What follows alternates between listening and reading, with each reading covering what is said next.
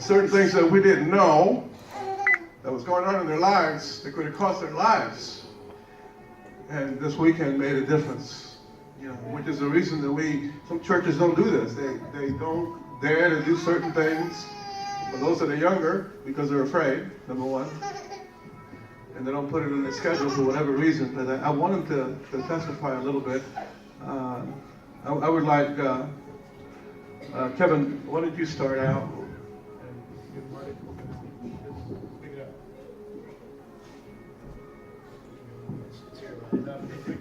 Alright, so last Sunday, I lost one of my very best friends, and he was 18 years old. He was driving, and the car, he lost control of the car in the gravel road, and the car did a 360 in the air. Hit a tree, started on fire. By the time the fire trucks got to him, he was already burned. They couldn't save him. And I got a phone call from my dad, and he's like, "Son, you know what happened to your best friend, Brendan Berg?" I was like, "No, what happened to him?" He's like, he died from an accident. And then I was like, I was crying for at least a couple weeks, devastated as heck. Then once we came to Sunday church, after Sunday was over, I was about to risk my life. I was about to jump off the bridge. And this man right here talked to me and calmed me down, and then he just talked about my mom, because I want to see my mom really, really bad. And so I'll let Kevin take over after this, what he said to me. I guess basically all I said was, I know what it's like to not have a mom and everything like that. And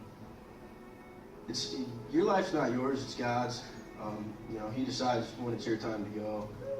Amen. And, it just wasn't his time, and I knew that, and he knew that, and God knew that. And I just wanted to make sure, that everybody just lives for something.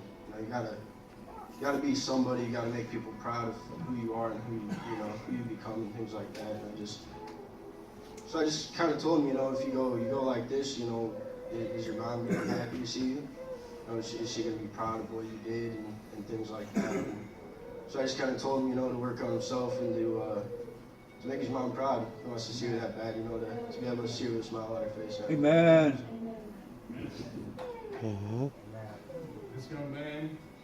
This young man right here. What do you mean? This young man right here will not be here right now if it wasn't for this man. Are you listening?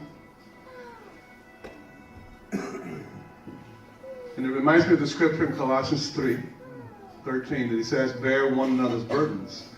We have to become the pain. We have to bear with the pain of another and help out and be there for them. And that's exactly what happened last Sunday with these two. And they were able to testify this weekend and talk about the reality of life and the things that they go through. Young people are under attack. Church, are you listening? They're under attack. And suicidal rate is tremendously high, especially around this area. So, all right, Zach, you got to testify. So, Friday night happened, and me and Kevin, we played dodgeball, and it was both of our teams against each other, and long story short, he threw the ball at me, I caught it, I boated a little bit, like, "Oh, I caught your ball. He came and said something to me, like, "Good job," or something. I completely ignored it and started rubbing it in his face.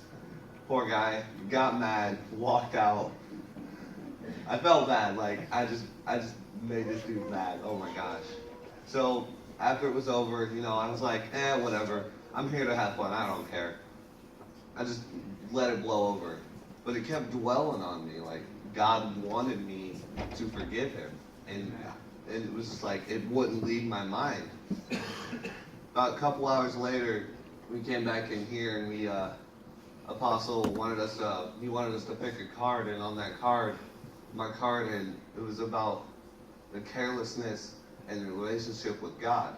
And it hit me like, wow, that card was meaningful, because I've been careless in my relationship with God. Grew up in a church, was baptized, but it wasn't my decision to be baptized. I was forced into be baptized. And So after I went back to my seat, I put my head down and just tears started to fall. And it was just, I just couldn't stop it. It was just overwhelming with it. And after I realized that, I had heard my name and I looked up. And I look over at Apostle and it's just this white glow. Like it was the Holy Spirit of Jesus Christ flowing through him. And in that moment, I realized he's here to change me. I'm here because he's here to change me. I need to change, and he's going to help me get through the struggles I need to get through to change me, Amen. to become Hallelujah. And it was just like, there it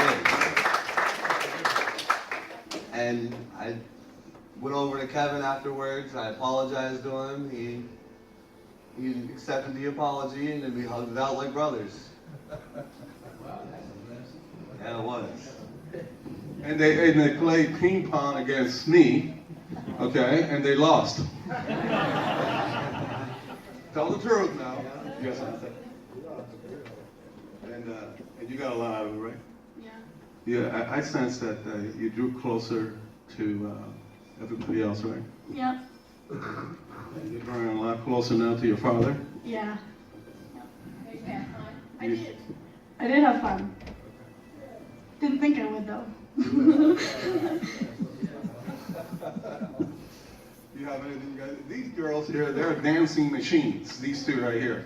There was a time there that when you guys were dancing so hard. I mean, did you guys get wear out? I mean, you wore out, right?